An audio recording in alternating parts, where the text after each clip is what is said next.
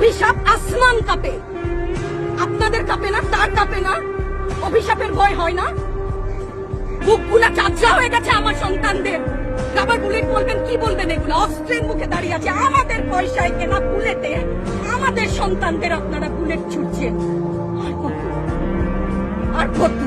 Police ভাইদেরকে বলি, ভেতরে তো আপনিও মানুষ, পুলিশ ভাই বলি না, ক্ষমা করবেন, মুখ থেকে বার হয়ে গেছে। তাদের ঘরেও সন্তান আছে, তাদের খোলসের ভিতরেও মানুষ।